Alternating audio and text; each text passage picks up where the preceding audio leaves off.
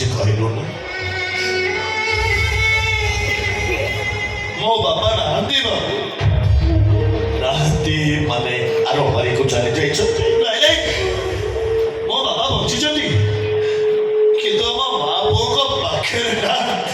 ପସ୍ତଉଥିବ ତୋ ଭଳି ପୁଅକୁ ଛାଡ଼ିଛି ଦୂରରେ ଥିବ, ସେ ପସ୍ତଉଥିବ,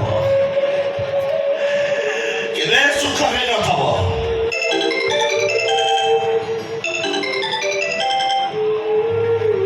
କିଏ ତୋତେ ଫୋନ କରୁଛି, ତୁ ବାରମ୍ବାର କାଟି ଦଉଛୁ? ନାଇଁ ଗୋ, ମୋ ବୋଉ ଫୋନ କରିଛି। କଥା କଣ କି, ଘର ଛାଡ଼ି ଏତେ ସମୟ କେବେ ବାହାରେ ରହିନି ତ, ପ୍ରଥମ ଥର। ତାପରେ ଏତେ ବଡ଼ ଘର, ଏତେ ବଡ଼ ବଡ଼ ବାବୁମାନେ ମୋତେ ପସନ୍ଦ କରୁଛନ୍ତି କି ନାହିଁ, ସେଇ କଥା ଜାଣିବା ପାଇଁ ସେ ଫୋନ କରିଛି। କହିଲେ ଏଠି ତତେ ସମସ୍ତେ ପସନ୍ଦ କରିଛନ୍ତି, ସେ କ'ଣ ମୋ କଥାକୁ ବିଶ୍ୱାସ କରିବ? ମୋ ବୋଉ ମୋତେ ସବୁବେଳେ କହିବ, ତୁ ନା କୋଉ କାମ କରୁ, ତୁ କିଛି କରିପାରିବୁ, କୋଉଠି ରହିପାରିବୁ, ସବୁବେଳେ କହ। ହଉ ତତେ ମୁଁ କହିଦଉଛି। କ'ଣ କହିଲେ ବାବୁ? ଆପଣ ମୋ ବୋଉ ସାଙ୍ଗରେ କଥା ହେବେ? ଅସୁବିଧା କୋଉଠି ଅଛି? ବନ୍ଧାଏ ମୁଁ କହିଦେବି, ତମ ପୁଅ ଭାରି ଭଲ ପିଲା, ଏଠି ତାକୁ ସମସ୍ତେ ପସନ୍ଦ କରିଛନ୍ତି।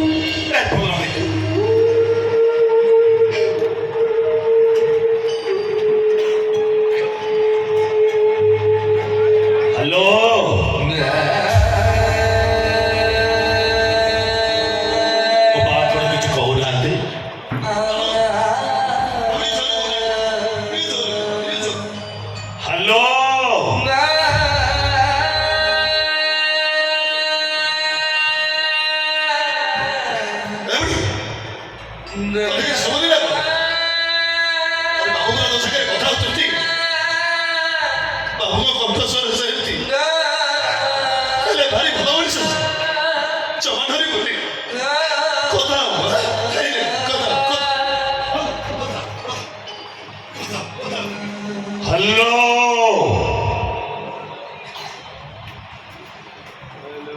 ମୋ କଥା ଶୁଭୁଛି?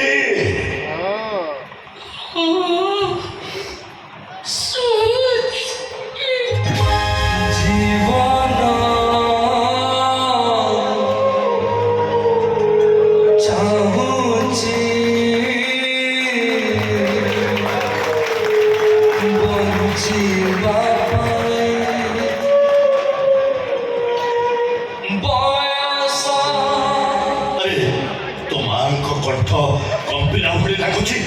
ନାଇଁ ବାବୁ, ମୋ ଛଡ଼ା ମୋ ବୋଉ ଜୀବନରେ କାହା ସାଙ୍ଗରେ କଥା ହୁଏନି, ହତଭାଗିରୀଟା। ଆଉ କେତେ ବଡ଼ ମଣିଷଙ୍କ ସାଙ୍ଗରେ କଥା ହଉଛି, କଣ୍ଠଟା ଧରିବନି। ଏ ବୋଉ, ଆଲୋ କଥା ହଉନୁ। କେମିତି ଅଛ?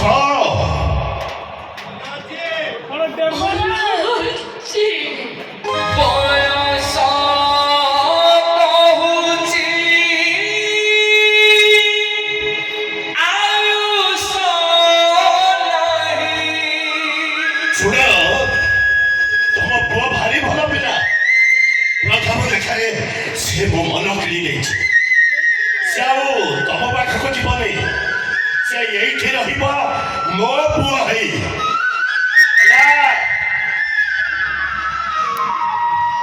ତୋ ମା ଆଉ କିଛି କହିଲେନି? ଏତିକିରେ ମାନେ ବୁଢୀର ଚେତା ବୁଡି ଯାଇଥିବ। ଚେତା ବୁଡି ଯାଇଥିବ, କାହିଁ ଚେତା ବୁଡି ଯିବ? ଭାବିଲେ ବାବୁ, କେତେ ଦିନ ପରେ ସେ କଥା ହଉଛି। ଆଉ କାହା ସହିତ କଥା ହୁଅନ୍ତୁନି ପରା, ଚେତା ବୁଡି ଯିବ। ଶୁଣ, ଆଜି ତୁ ପ୍ରଥମ କରି କାମରେ ଆସୁ, ତୁ ଗୋଟେ କାମ କର, ତୁ ଆଜି ଘରକୁ ଯା, କିନ୍ତୁ କାଲିଠୁ ମୁଁ ନ କହିବା ପର୍ଯ୍ୟନ୍ତ ତୁ ଏ ଘର ଛାଡ଼ିଯିବୁ। ଆଜ୍ଞା। ଆଉ ଯଦି ମନ ହେଲା ଯାଇ ମଝିରେ ମଝିରେ ମାଆଙ୍କୁ ଦେଖା କରିଦେଇ ଆସିବୁ। ଆଜ୍ଞା, ମୁଁ ଆସୁଛି। ବାବୁ ଟିକେ, ବାବୁ ଟିକେ।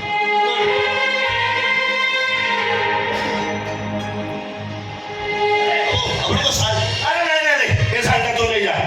ବାବୁ ଏଇଟା ଦାମିକିଆ ଶାଲ୍, ମୋର କ'ଣ? ଆରେ ଏମିତି କେତେ ଶାଲ୍ ଆଲମାରିରେ ଥୁଆ ହେଇଛି, ଏମିତି ଘରେ ରଖିବା ପାଇଁ ଜାଗା ନାହିଁ। ଏ ଶାଢ଼ୀଟା ତୁ ନେଇଯା, ତୋ ମାଆଙ୍କୁ ଦବୁ, ଶୀତ ଦିନେ ଘୋଡ଼େଇ ହବ।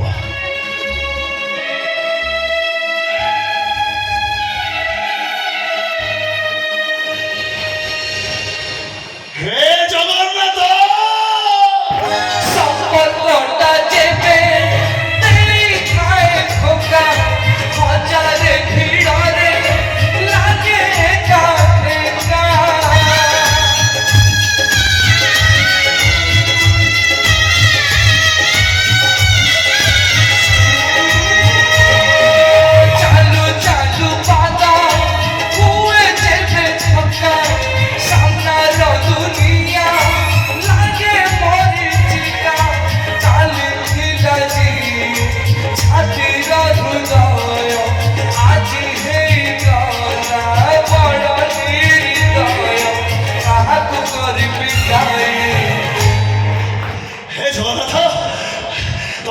ଅଶେଷ ଧନ୍ୟବାଦ ପ୍ରଭୁ ତମକୁ ଅଶେଷ ଅଶେଷ ଧନ୍ୟବାଦ ଆଜି ତମେ ମୋ ବାପାଙ୍କ ସାଙ୍ଗରେ ମୋ ବୋଉର କଥା କରେଇଦେଲନି ମୋ କାମ ଅଧା ତମେ ହାଲକା କରିଦେଲ ତମକୁ ଅଶେଷ ଅଶେଷ ଧନ୍ୟବାଦ ପ୍ରଭୁ ତମକୁ